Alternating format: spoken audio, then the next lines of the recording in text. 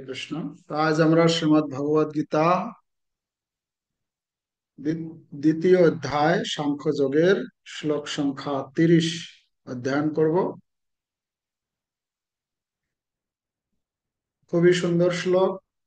আজকের এই শ্লোকটিতে ভগবান শ্রীকৃষ্ণ আত্মতত্ত্ব জ্ঞানের উপসংহার দিচ্ছেন। আত্মা এবং এই দেহ শরীর, সেই উপদেশ পরপর আমরা শ্রবণ করে এসেছি। আজকে অন্তিম শ্লোক উপসংহার কি বলছেন ভগবান আমরা অধ্যয়ন করবো আজকে। দেহি নিত্যাবদ্ধয়ম দেহে সর্বস্ব ভারত তস্মাৎ সর্বাণি ভূতানি না ত্বং শুচিতুমর্হসি। এই শ্লোকের অনুবাদ সকলে দেখুন।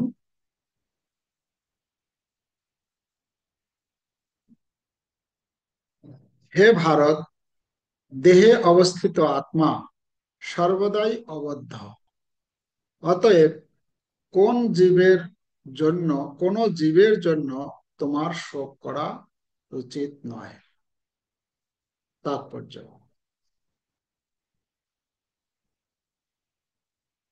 অবিনশ্বর চিন্ময় আত্মার উপদেশমূলক প্রসঙ্গ ভগবান এখন সমাপ্ত করছেন।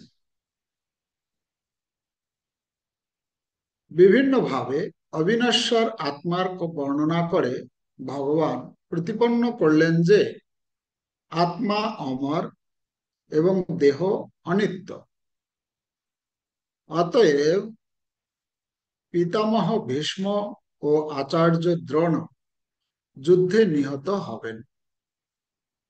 এই ভয়ে ক্ষত্রিয় রূপে অর্জুনের স্বীয় কর্তব্য পরিহার করা উচিত। ভগবান শ্রীকৃষ্ণের নির্ভরযোগ্য প্রামাণিক শিক্ষার উপর আস্থা রেখে প্রত্যেকের বিশ্বাস করতে হবে যে জড় দেহ থেকে ভিন্ন আত্মার একটি অস্তিত্ব রয়েছে। এমন নয় যে আত্মা বলে কোনো বস্তু নেই বা রাসায়নিক পদার্থের পারস্পরিক ক্রিয়ার ফলে জাগতিক পরিপক্কতার কোনো এক বিশেষ অবস্থায় চেতনার লক্ষণগুলির বিকাশ ঘটে। যদিও আত্মা অবিনশ্বর, কিন্তু তাই বলে হিংসাকে কখনোই প্রশ্রয় দেওয়া যায় না। কিন্তু যুদ্ধের সময় প্রয়োজনে হিংসাকে নিরুৎসাহিত করা হয় না। এই প্রয়োজনীয়তার সামঞ্জস্য বিধান করতে হবে অবশ্যই ভগবানের বিধান অনুসারে, নিজেদের খেয়াল খুশি মতো নয়। এখানে আমরা পরপর অধ্যয়ন করছি। ভগবান শ্রীকৃষ্ণ আমাদেরকে বোঝাতে চাচ্ছেন যে আত্মা এবং এই শরীর, আত্মা সর্বদাই অবিনশ্বর বা নিত্য। এই শ্লোকে দুটি শব্দ আমরা পাই। একটি হচ্ছে দেহি, প্রথম শব্দ দেহি নিত্য আবদ্ধ অয়ম দেহে সর্বস্ব ভারত। একটি হচ্ছে দেহি আর একটি হচ্ছে দেহে। দেহি মানে দেহি আর দেহে দুটো পার্থক্য কি?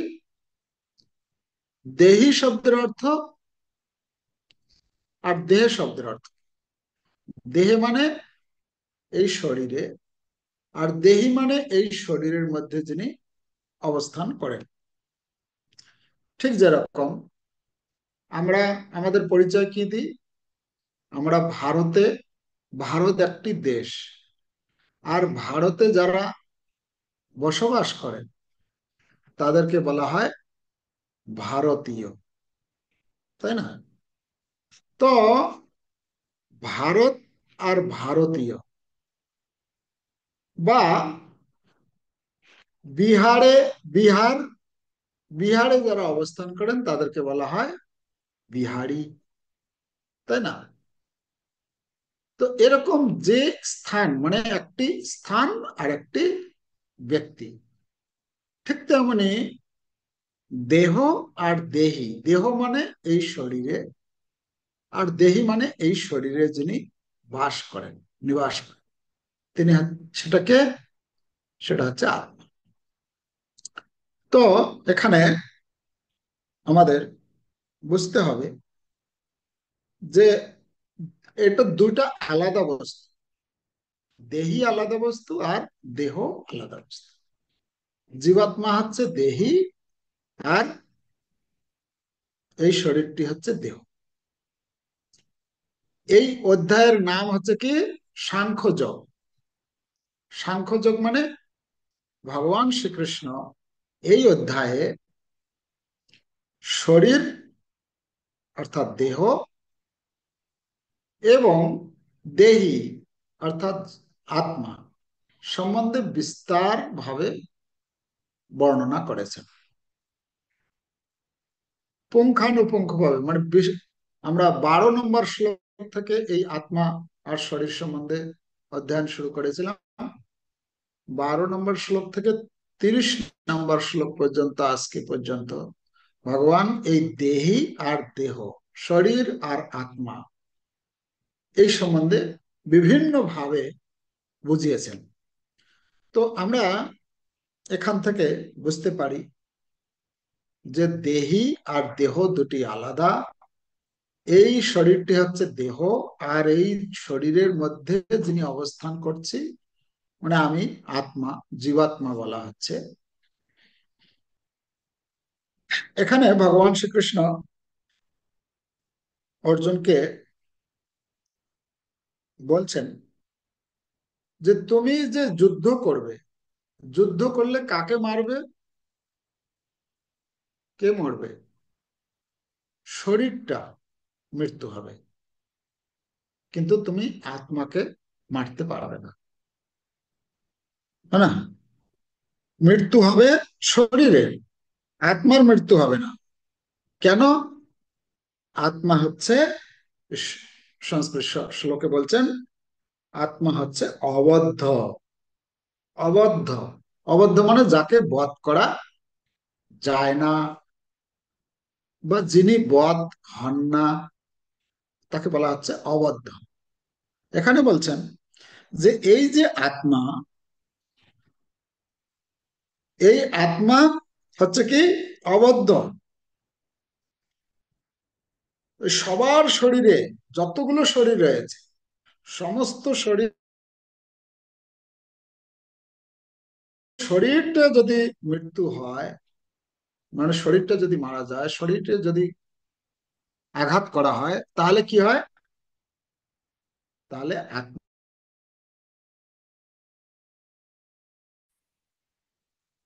তাই তো।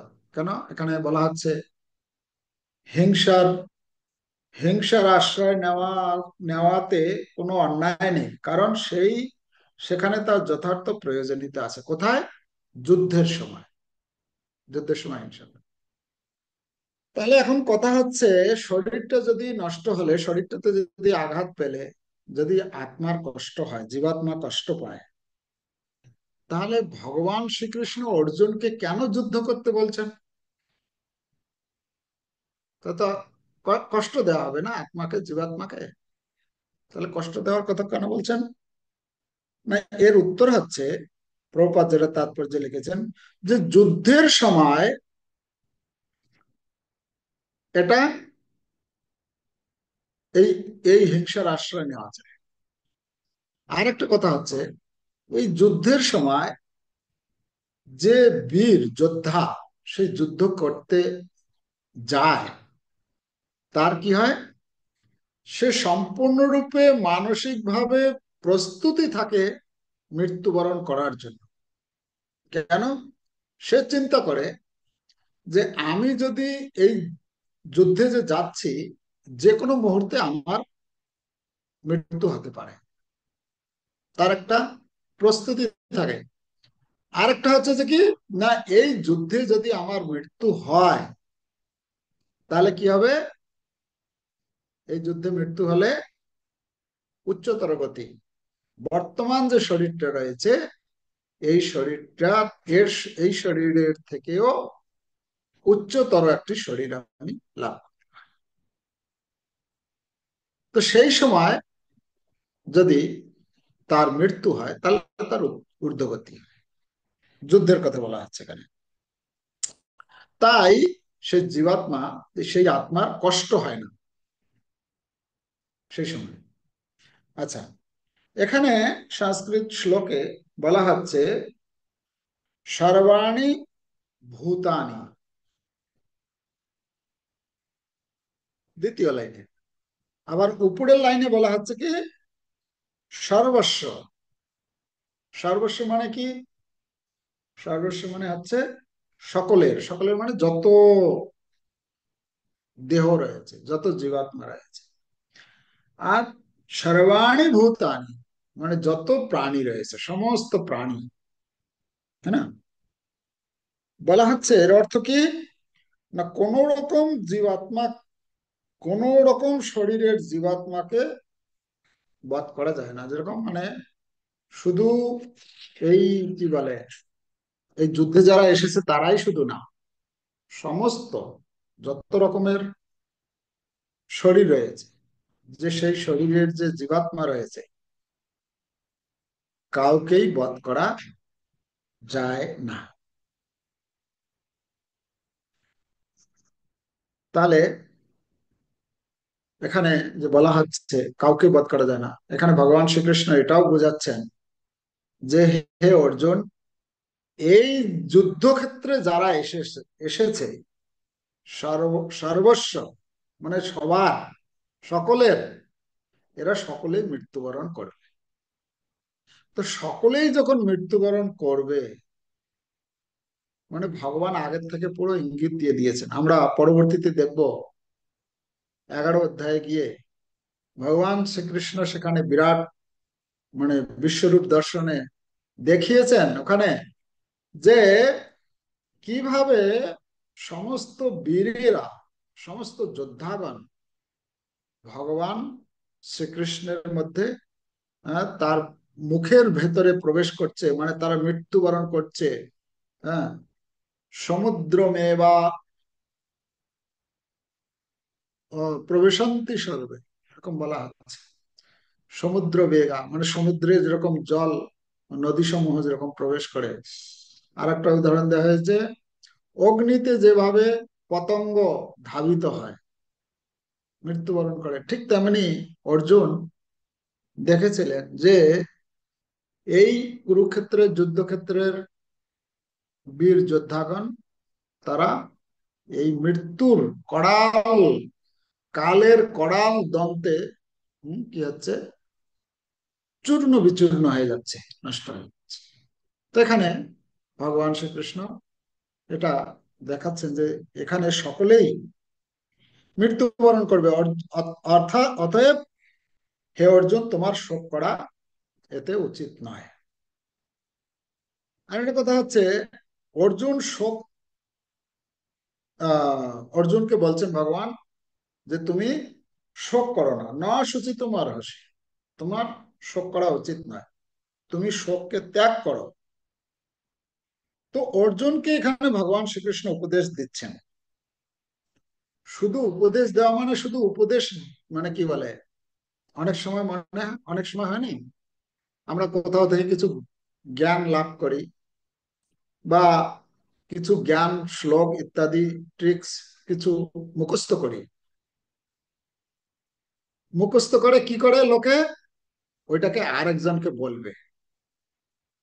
ভগবান শ্রীকৃষ্ণ চাচ্ছেন যে সেই রকম ওই মুখস্থ করে তুমি আরেকজনকে বলবে এর জন্য না, ব্যবহারিক জীবনে প্রয়োগ এটা করতে বলছেন অর্জুন। এখানে আমরা দেখতে পাচ্ছি অর্জুনকে সরাসরি বলছেন যে না, তুমি শোক ত্যাগ, তুমি যুদ্ধ করো।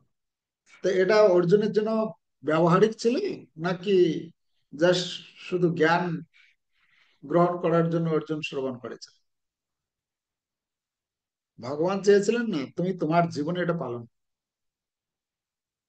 ঠিক আছে? তো ভগবান যেহেতু মানে অর্জুনকে তার ব্যক্তিগত জীবনে ব্যবহারিক ভাবে প্রয়োগ করার জন্য অনুপ্রাণিত করছিলেন, তো আমাদেরও সেই রকম প্র্যাকটিক্যাল হতে হবে। আমরা যে জ্ঞান লাভ করছি এটা আমাদের ব্যবহারিক জীবনে আমরা কিভাবে প্রয়োগ, এরকম নয় যে এই জ্ঞান লাভ করলাম পেলাম আর এইটা আমি অন্যের কাছে ঝাড়, মানে এই এরকম করা ঠিক না, এরকম করতে হবে, এরকম করা উচিত না ইত্যাদি।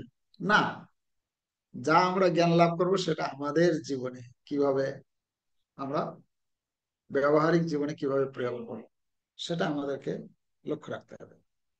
এখানে আমরা দেখি অর্জুন ভগবান শ্রীকৃষ্ণের কাছে এই গীতার জ্ঞান যেহেতু লাভ করেছিলেন, তার ফলে ওর এই কুরুক্ষেত্রের যুদ্ধক্ষেত্রে বলা হচ্ছে, কুরুক্ষেত্রের যুদ্ধক্ষেত্রে সর্বাণি ভূতানি, এখানে যে সংস্কৃত শ্লোকে আছে সর্বাণি ভূতানি, মানে এত সমস্ত যে যোদ্ধাগণ ছিলেন, বলা হচ্ছে কত কত লোক সেখানে মারা গেছে, বলা হচ্ছে 1 অরব। 1 অরব মানে হচ্ছে 101,000 কোটিতে 1 অরব,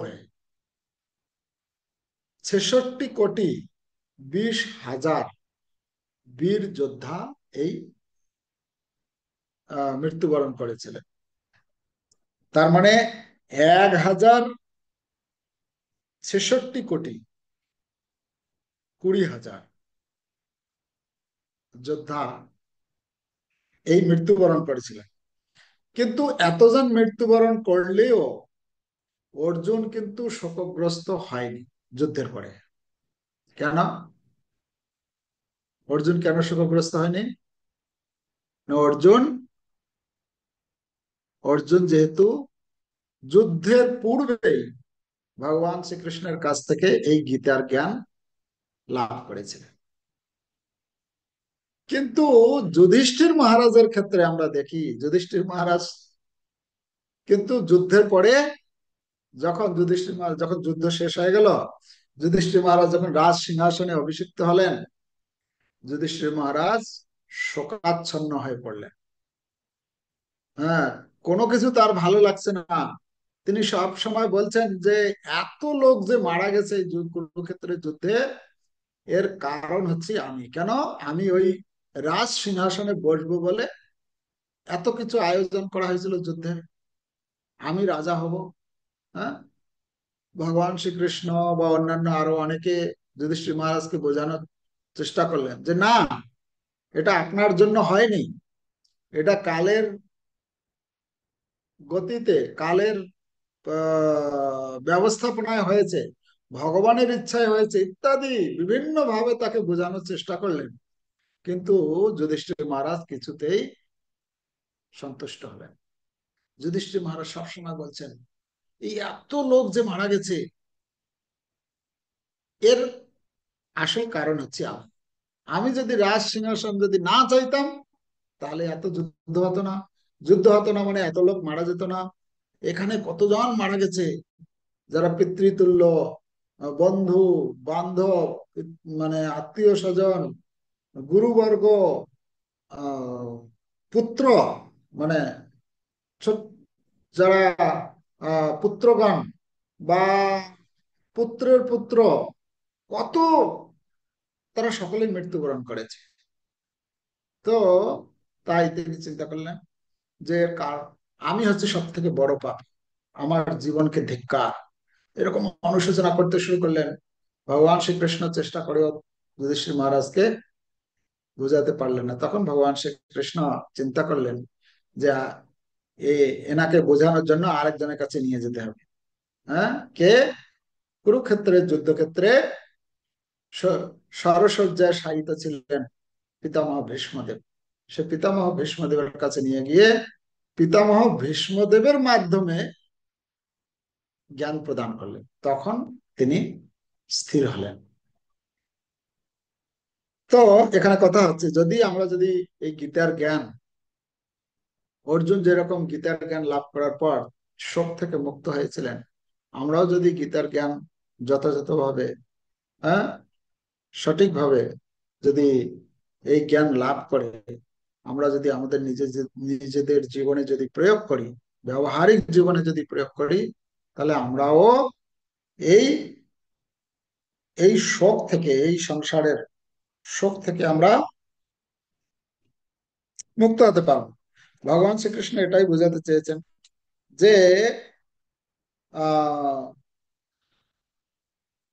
ভগবান চাইছেন যে আমরা যেন, অর্জুনকে বলছেন না, তোমাকে পরিবারের চিন্তা করতে হবে না, তোমাকে দেশের চিন্তা করতে হবে না, তোমাকে রাষ্ট্রের চিন্তা করতে হবে না, তোমাকে সমাজের চিন্তা করতে হবে না।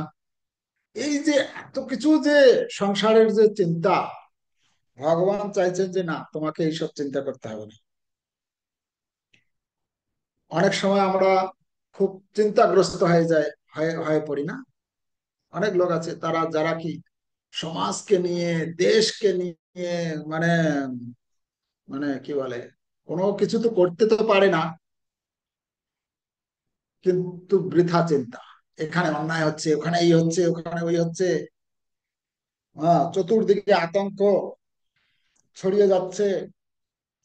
তো এইসব চিন্তা, এখানে আমাদের এটাই শিক্ষা দিচ্ছেন যে আমরা এইসবের প্রতি চিন্তাগ্রস্ত না হয়ে আমাদের কি করা উচিত, এইগুলোর প্রতি বেশি ধ্যান না দিয়ে আমাদের আমাদের নিজেরা কি করে আমরা সুরক্ষিত থাকবো, আমাদের নিজেদের সুরক্ষার প্রতি ধ্যান দেওয়া উচিত বা চিন্তা করা উচিত। কি নিজেদের চিন্তা কি? নিজেদের চিন্তা কি মানে, এ তো বলবে যে কি রকম নিজের চিন্তা, দেশের চিন্তা না করে নিজের চিন্তার কথা বলছেন। নিজের চিন্তা মানে কি? নিজের চিন্তা মানে হচ্ছে এই যে জন্ম মৃত্যু জরা ব্যাধি, কতবার যে আমি জন্মগ্রহণ করছি, কতবার শরীর পরিবর্তন করছি, নতুন নতুন শরীর ধারণ করছি, এই জন্ম মৃত্যুর চক্র থেকে কিভাবে আমি মুক্ত হতে পারবো, এখান থেকে কি করে আমি বেরিয়ে যেতে পারবো, সেটা হচ্ছে আমাকে চিন্তা করতে হবে। হুম। এর জন্য আমাদের শোক করতে হবে যে আমি, কত বলা হচ্ছে অনাদি কর্ম ফলে পরিভবার নবজলে, মানে আমরা এই জন্মে যে আমরা মনুষ্য রূপে এসেছি এটা না, আমাদের এর পূর্বে কত লক্ষ লক্ষ কোটি কোটি জন্ম আমরা ব্যতীত হয়েছে, আমাদের পার করে এসেছি। এত বার আমরা জন্ম নিচ্ছি, বারবার পুনরপি জননম পুনরপি মরণম পুনরপি জননী জঠরে শয়নম। আমরা বারবার জন্ম নিচ্ছি, বারবার মৃত্যুবরণ করছি, বারবার জন্ম নিচ্ছি, বারবার মৃত্যুবরণ করছি, এই যে কন্টিনিউ চলছে আমাদের জীবনে। তো এর জন্য শোক করা উচিত যে আমি এতবার বারবার জন্ম নেওয়ার পরেও আমার ভগবান শ্রীকৃষ্ণের প্রতি আমার কোনো রতি মতি অনুরাগ জন্মাচ্ছে না। আমি কৃষ্ণ প্রেম, শুদ্ধ প্রেম জাগরিত করতে পারছি না, বিকশিত করতে পারছি না আমার হৃদয়ে। আমি ভগবানের চরণে যে আমার প্রেম জাগরিত করার কথা, সেটা আমি করতে পারছি না, এর জন্য শোক করা উচিত। না হলে এই জন্মটা যদি পার হয়ে যায়, আবার একটা জন্ম নিতে হবে। সেটা যে কোথায় জন্ম হবে, কি শরীরে জন্ম লাভ করবো, কোনো তার ঠিক নেই, তাই না? তো তাই আমাদেরকে, হ্যাঁ, আহ, কিছু লোক, মানে বলা হচ্ছে, যারা কিছু লোক আছে যারা এই সংসারে বলতে থাকে এই মহঙ্গাই বেড়ে গেছে, মানে জিনিসপত্রের দাম বেড়ে গেছে, আগে কত সস্তায় ছিল, এখন কত দাম বেড়ে গেছে, আতঙ্কবাদী তারা ছড়িয়ে গেছে, কত বেড়ে যাচ্ছে, কত কিছু হচ্ছে। হুম। আগে এত ছিল না, এই বলে তারা শোক শোক প্রকাশ করে। কিন্তু কথা হচ্ছে, ভগবানের ভগবান এখানে বলছেন কি, না, এই সংসারের এত চিন্তা তোমাকে করতে হবে না। ঠিক আছে? এটা হচ্ছে বৃথা চিন্তা। বৃথা চিন্তা না করে আমাদেরকে, আমাদের কি করতে হবে, আমাদের এটা চিন্তা করতে হবে যে আমি যে এই মনুষ্য শরীর পেয়েছি, এটা হচ্ছে অল্প সময়ের জন্য। কতদিন? কতদিনের জন্য? কত বছর তার মধ্যে অতিবাহিত হয়ে গেছে, আর কতদিন এই জগতে থাকবো, আর কতদিন যে থাকবো তারও কোনো নিশ্চয়তা নেই। হ্যাঁ, আমাদের বাংলাতে প্রবাদ বলে না, নিঃশ্বাসের নৈক বিশ্বাস। মানে যে কোনো মুহূর্তে নিঃশ্বাস বন্ধ হয়ে গেল, শেষ। হরি বলো, বলো হরি হরি বলে। তো কথা হচ্ছে, আমাদের এই বিষয়ে যত্নশীল হতে হবে যে যেহেতু আমার সময়টা খুব অল্প সময়, বেশি, আমি হাজার হাজার বছর বেঁচে থাকবো না। কত বছর বেঁচে থাকবো আমি? একটা টাইম পিরিয়ড দেওয়া হয়েছে, এর মধ্যেও কখন যে চলে যাব তার কোনো ঠিক নেই। তো আমাদেরকে সেই চিন্তা করতে হবে যে এই সময়ের, প্রভুপাদ বলছেন, মৃত্যুর আগে আমাদেরকে সেই রকম প্রিপারেশন, মানে আমাদেরকে প্রস্তুতি নিতে হবে যে আমরা যেন মৃত্যুর সময় কৃষ্ণর চিন্তা করতে করতে সম্পূর্ণরূপে নিজেকে শুদ্ধ করে কৃষ্ণের চিন্তা করতে করতে মৃত্যুবরণ করতে পারি। তাহলে আমরা আর পুনরায় আর জন্মগ্রহণ করতে হবে। যদি তা না হয়, আমি এই সংসারের চিন্তা করতে করতে যদি মৃত্যুবরণ করি, তাহলে কি হবে? যেরকম চিন্তা করব সেই রকম একটা শরীর আমি আবার পুনরায় পাবো। তো এই জন্য আমাদেরকে যত্ন নিতে হবে আমরা কি করে আর যাতে পুনরায় যাতে আমাকে মৃত্যু আহ, মানে জন্মগ্রহণ করতে না হয়। তো এখানে ভগবান বলছেন যে না শোচি তোমার হসি, তোমার শোক করো না। তুমি শোক করার কথা, আমাদের আমাদের কিসের শোক করা উচিত? আত্মীয় স্বজন, বন্ধু বান্ধব, এইগুলো শোক তো স্বাভাবিক, এগুলো হতেই থাকবে। ভগবান সেটার প্রতি অনাসক্তি করতে বলছেন। এটা কোনো কিছু হয়ে গেলে দিন রাত শুধু মনে পড়ে, কি হায় হায় কি হবে, সেটা ভগবান করাচ্ছেন। প্রত্যেকে তার কর্মফল অনুসারে সে তার কর্মফল ভোগ করছে। আমি হায় হায় করলে কি তার কিছু সলিউশন, কিছু সমাধান হবে? তো শোক করতে হবে কিসে আমাদের? শোক করতে হবে আমাদের হনুমানজি। হনুমানজি আমাদেরকে দেখিয়েছেন শোক করতে হবে কিরকম। হনুমান যখন লঙ্কায় ছিল, লঙ্কায় যখন গিয়েছেন, লঙ্কাতে কি হয়েছে? আগুন লাগিয়ে দিল পুরো লঙ্কাকে।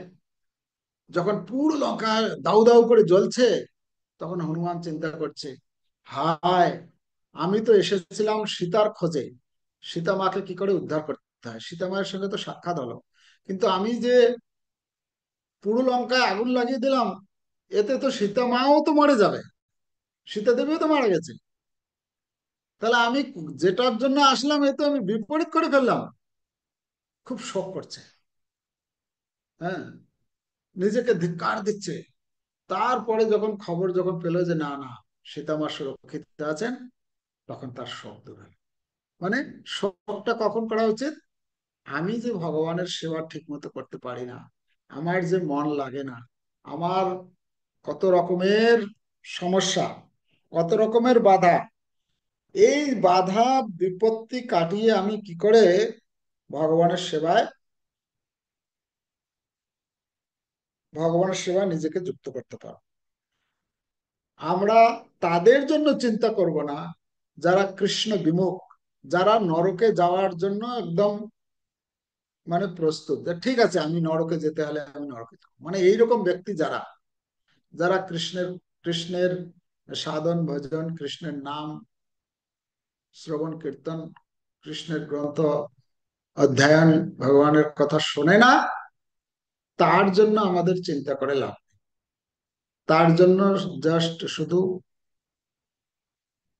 কর্তব্য পালন, ডিউটি হিসাবে আমাকে চিন্তা করতে হবে যে আমি কি করে একজন ভালো ভক্ত হতে পারবো, ভগবানের সেবা করতে পারবো। আমাকে চিন্তা করতে হবে আমি কি করে ভগবানের সেবা করতে পারবো, ভগবানের ভক্তের কি করে আমি সেবা করতে পারবো। সেই সমস্ত সেবায় আমার কোনো অপরাধ তো হচ্ছে না, আমি ভগবানের চরণে কোনো তো অপরাধ করছি না।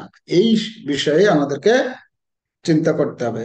যদি আমরা করি, তাহলে আমরা আমাদের এই জীবন ধীরে ধীরে সার্থকের দিকে এগিয়ে যাবে। তা না হলে আমরা আহ, এই বারবার আমাদেরকে জন্মগ্রহণ করতে হবে, আবার মৃত্যুবরণ করতে হবে, এই চলতে থাকবে। এটাকে আমরা রোধ করতে পারবো না।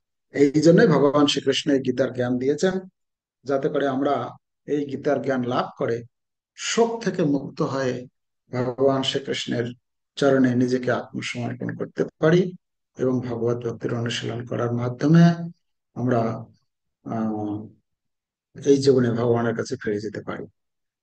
আর এই কলিযুগের জন্য বিশেষ হচ্ছে ভগবত ভক্তিতে এগিয়ে যাওয়ার সহজ পন্থা হচ্ছে হরে কৃষ্ণ মহামন্ত্র, হরে কৃষ্ণ কৃষ্ণ কৃষ্ণ হরে হরে, হরে রাম রাম রাম হরে হরে। হরে কৃষ্ণ মহামন্ত্র জপ, কীর্তন, আহ, ভগবানের কথা শ্রবণ আদি করার মাধ্যমে নিজেকে আমরা শুদ্ধ করতে পারবো। হরে কৃষ্ণ। অসংখ্য ধন্যবাদ। কোনো প্রশ্ন বা মন্তব্য?